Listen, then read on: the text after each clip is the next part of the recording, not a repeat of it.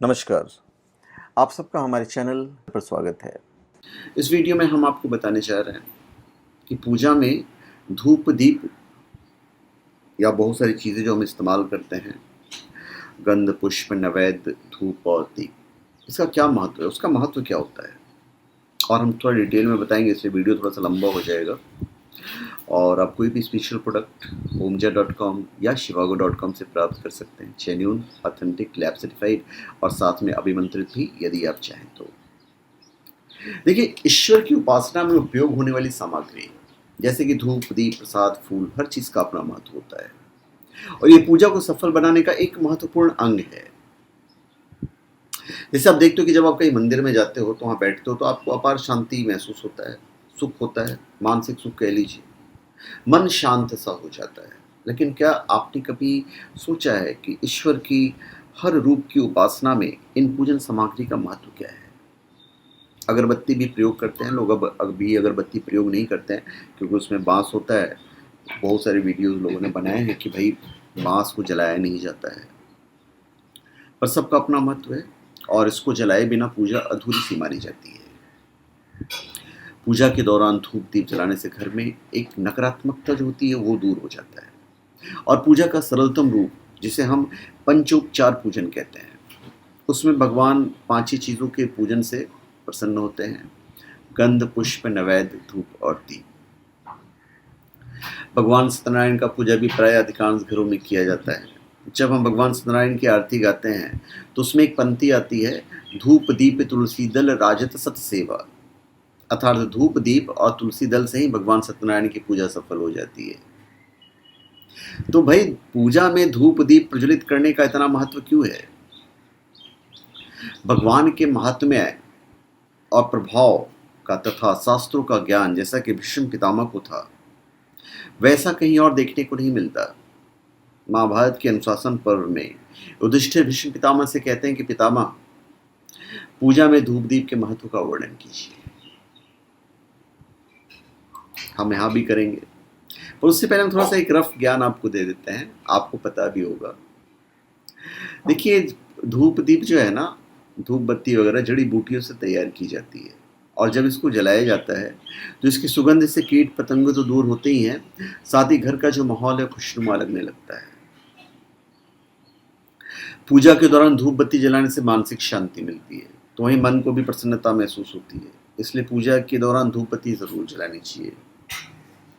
पूजा के दौरान धूप बत्ती जलाने से घर की नेगेटिविटी दूर होती है और पॉजिटिविटी बढ़ती है। सिंपल है, और माहौल तो बेहतर होता ही है।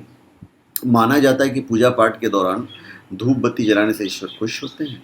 शास्त्रों के अनुसार धूप बत्ती की सुगंध देवी देवताओं को बहुत प्रिय लगती है, इससे वो खुश होते हैं और अपनी कृपा बरसाते हैं। बहुत नॉर्मल सी बात है। व्यक्ति के मन को एकाग्र करने के लिए सुगंध का प्रयोग किया जाता है। तनाव घटाने के लिए भी सुगंध का प्रयोग किया जाता है। सुगंध से व्यक्ति अपने मन की तमाम चिंताओं को दूर कर सकता है, इसलिए पूजा के दौरान धूप बत्ती या अगरबत्ती का प्रयोग करते हैं। अगरबत्ती की तुलना में धूप बत्ती का प्रयोग ज़्यादा अच्छा माना जाता है। धूप बत्ती या तो पूजा के पहले जलाएं या पूजा के बाद। आमतौर पर पूजा के लिए चंदन की धूप बत्ती का प्रयोग करना सबसे उत्तम होता है। अब आते हैं दीपक। दीपक भी जलाते हैं। हम ईश्वर को प्रकाश के रूप में मानते हैं, इसलिए दीपक जलाकर उसकी ज्योति के रूप में ईश्वर को स्थापित करते हैं। दीपक से एकाग्रता और ऊर्जा दोनों प्राप्त होती है। अलग अलग मुखी दीपक जलाकर अलग मनोकामनाएं पूरी की जा सकती हैं। आमतौर पर एक मुखी दीपक जलाना सबसे उत्तम होता है, और घर में धूप जलाने से मन, शरीर और घर में शांति बनी रहती है। अब हम उस बात पे आते हैं जो भीष्म पितामह ने बताया। कहते हैं भीष्म पितामह कि धूप देवताओं की प्रसन्नता को बढ़ाती है। देवताओं को गूगल धूप सबसे अधिक प्रिय है। मैं गूगल धूप की मार्केटिंग नहीं कर रहा हूँ, पहली बात तो। स्वयं भगवान का कहना है कि गूगल धूप देने वाले की मैं समस्त अभिलाषाएं पूर्ण करता हूँ। जो मनुष्य मुझे दशांग धूप, मतलब चमेली के फूल, इलायची, गूगल हर्रे, कूट राल, गुड़, छड़छड़ीला और वज्रनखी, इससे बनाया जाता है, देता है, तो मैं उसके दुर्लभ मनोरथ पूरे कर बल, पुष्टि स्त्री, पुत्र और भक्ति देता हूँ। जो मनुष्य काले अगरू के बने धूप से मेरे मंदिर को सुगंधित करता है वो नर्क समुद्र से मुक्त हो जाता है। नर्क में बचाने की बात करते हैं भगवान। अगरू का धूप देह और गेह दोनों को पवित्र करता है। तो जो भगवान को अगरू धूप निवेदित करता है उसके सारे पाप नष्ट हो जाते हैं और उसे सुंदर रूप प्रदान होता है।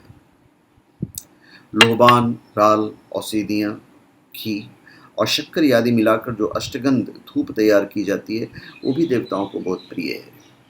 तो जो मनुष्य भगवान को कपूर, घी और गुगल आदि सुगंधित पदार्थों की धूप देता है उसे उत्तम पद की प्राप्ति होती है। राल का धूप यक्ष और राक्षसों का नाश करता है। तो ये महत्व है। वनस्पति के रस से प्रकट सुगंधित उत्तम गंध वाली और सभी देवताओं के सूंघने योग्य धूप सेवा में अर्पित है और कहना चाहिए कि प्रभु आप इसे ग्रहण कीजिए। दीप की जब हम बात करते हैं तो देवता तेजस्वी, कांतिवान और प्रकाश फैलाने वाले होते हैं। दीपक की लौ ऊपर की ओर जाती है, अतः दीपदान से मनुष्य की उधर्वगति होती है। जो मनुष्य भगवान के सामने दीप जलाता है वह स्वर्गलोक में दीप मालिका की तरह प्रकाशित होता है। जो मनुष्य श्री कृष्ण मंदिर के द्वार पर प्रतिदिन दीपमाला जलाता है उसे पृथ्वी पर सम्राट का पद प्राप्त होता है। दीप अंधकार में नरक को दूर करने की दवा है, इसलिए पूजा में दीप प्रज्वलित करने वाला अपने कुल को उद्दीप्त करने वाला और लक्ष्मीवान होता है। आपकी कीर्ति बढ़ती है, नेत्रों का तेज बढ़ता है और मनुष्य तेजस्वी बनता है।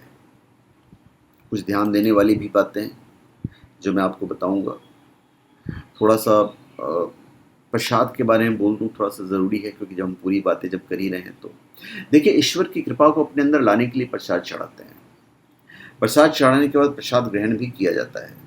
प्रसाद के बिना भी पूजा हो सकती है, लेकिन पूजा में प्रसाद हो तो अच्छा होगा। प्रसाद में कोई भी सात्विक चीज़ चढ़ा सकते हैं, फल, मिठाई, मिश्री और जल भी प्रसाद के रूप में चढ़ाया जा सकता है। कुछ ना हो सके तो शक्कर चढ़ा दीजिए, रहता ही है घर में। वैसे सफ़ेद वस्तुओं का प्रसाद सबसे उत्तम माना जाता है। फूलों का अपना महत्व, देवता को कोई ना कोई फूल प्रिय होता है, इसलिए पूजा उपासना में फूल अर्पित करने की परंपरा चली आ रही है। ईश्वर को फूल चढ़ाकर हम अपनी भावनाएं व्यक्त करते हैं। खुद भी फूलों का प्रयोग करके हम अपने मन को बेहतर करने की कोशिश करते हैं। अलग अलग रंग और सुगंध के फूल अलग अलग तरह की भावनाएं दर्शाते हैं।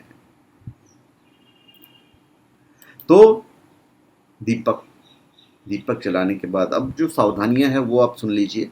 दीपक जलाने के बाद उसे बुझाना नहीं चाहिए और ना ही कहीं उठाकर दूसरी जगह ले जाएं। तिल के तेल का जलाइए, घी का जलाइए। चर्बी आदि निकृष्ट तेलों से कभी भगवान के सामने दीपक नहीं जलाना चाहिए। घी का दीपक जलाना प्रथम श्रेणी का दीपदान है।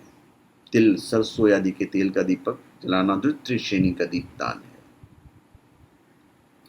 जब हम दीपक जलाते हैं तो भगवान से प्रार्थना करना चाहिए कि प्रभु, घी में डुबोई हुई रुई की बत्ती को अग्नि से प्रज्वलित करते यह दीप आपकी सेवा में अर्पित किया गया है, आप इसे ग्रहण करें। यह त्रिभुवन के अंधकार को दूर करने वाला है। यह इष्ट देवता को दीप देता हूँ, आप मुझे घोर नरक से बचाइए। दीप ज्योतिर्मय देव है। और फिर आपको नमस्कार है। तो धूप दीप के बारे में इस वीडियो में हमने आपको बताया है और मेरे ख्याल से थोड़ा वीडियो लंबा हो गया होगा, इसलिए मैंने आग्रह किया था कि इसे आप ज़रूर पढ़िए, सुनिए। धन्यवाद। आप सबका हमारे चैनल पे स्वागत है। आप हमारे चैनल पे सब्सक्राइब करें और अपने कमेंट दीजिए। धन्यवाद।